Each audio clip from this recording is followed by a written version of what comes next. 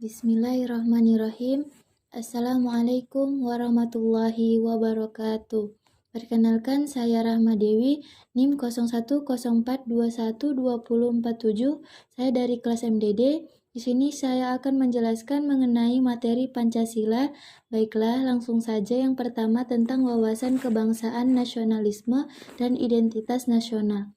Wawasan kebangsaan adalah cara pandang bangsa Indonesia mengenai diri dan lingkungannya, mengutamakan kesatuan dan persatuan wilayah dalam penyelenggaraan kehidupan bermasyarakat, berbangsa, dan bernegara.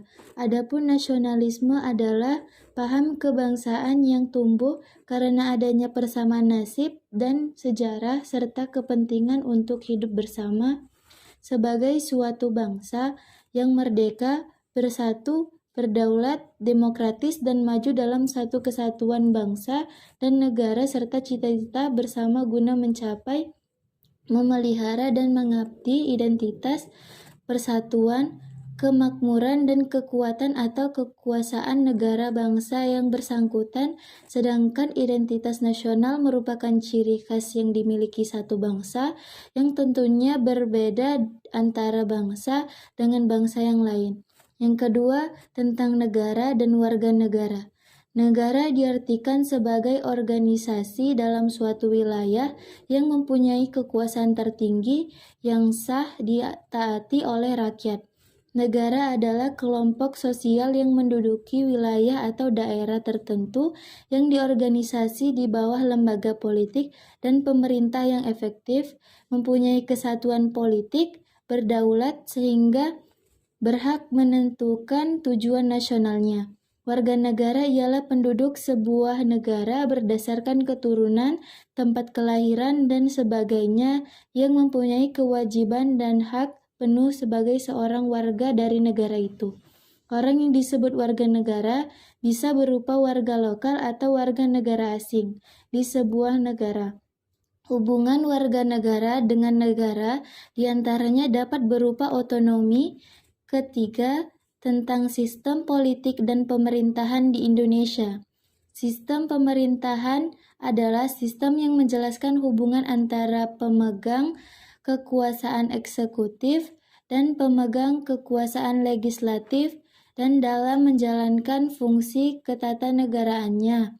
Berdasarkan konsep yang ditawarkan oleh kedua ahli John Locke dan Montesquieu, diperlukan pengawasan ini ditujukan kepada pemegang kekuasaan eksekutif karena eksekutif yang menjalankan pemerintahan sehari-hari, baik penyelenggaraan pemerintahan bersumber langsung dari atau merupakan amanat undang-undang maupun penyelenggaraan pemerintahan yang merupakan pelaksanaan kebijakan dibuat oleh eksekutif itu sendiri.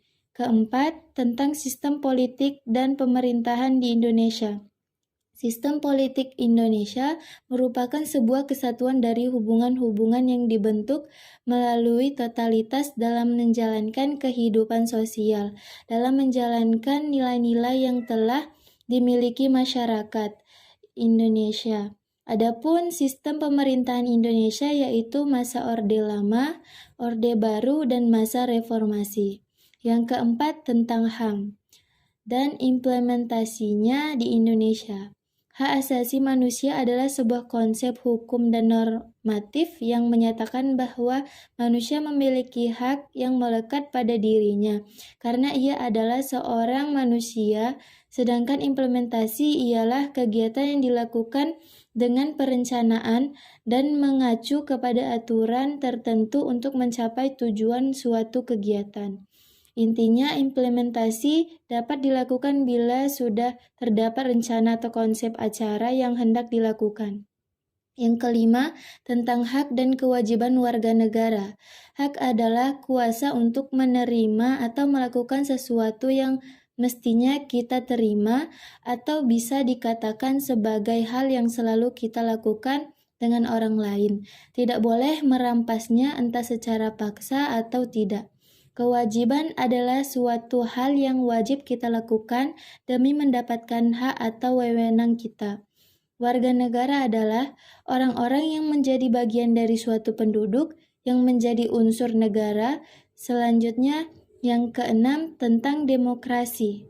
Demokrasi adalah bentuk pemerintahan di mana semua warga negara memiliki hak yang sama untuk pengambilan keputusan yang dapat mengubah hidup mereka. Yang ketujuh, tentang konstitusi. Konstitusi bisa diartikan sebagai salah satu perangkat yang membentuk sebuah negara. Konstitusi ini juga merupakan seperangkat prinsip serta aturan yang mengatur suatu negara. Biasanya aturan tersebut juga terkandung dalam satu dokumen. Yang kedelapan, tentang otonomi daerah dalam kerangka Negara Kesatuan Republik Indonesia. Otonomi daerah adalah kewenangan untuk mengatur sendiri kepentingan masyarakat atau kepentingan untuk membuat aturan guna mengurus daerahnya sendiri. Kesembilan, tentang tata kelola pemerintahan yang baik dan bersih. Tata kepemerintahan yang baik merupakan suatu konsepsi tentang penyelenggaraan dan pengelolaan pemerintahan yang bersih, demokratis, dan efektif yang berlandaskan pada prinsip-prinsip antara lain transparan, akuntabel, profesional, efisien, dan efektif. Kesepuluh, tentang pendidikan anti korupsi. Pendidikan anti korupsi secara umum dikatakan sebagai perilaku budaya yang bertujuan untuk mengenalkan cara berpikir dan nilai-nilai baru kepada semua individu. Pendidikan anti korupsi adalah usaha sadar dan terencana untuk mewujudkan proses belajar mengajar yang kritis terhadap nilai-nilai anti korupsi. Yang ke-11, tentang masyarakat madani. Masyarakat madani merupakan konsep yang berwayuh wajah, memiliki banyak arti, atau sering diartikan dengan makna yang berbeda-beda.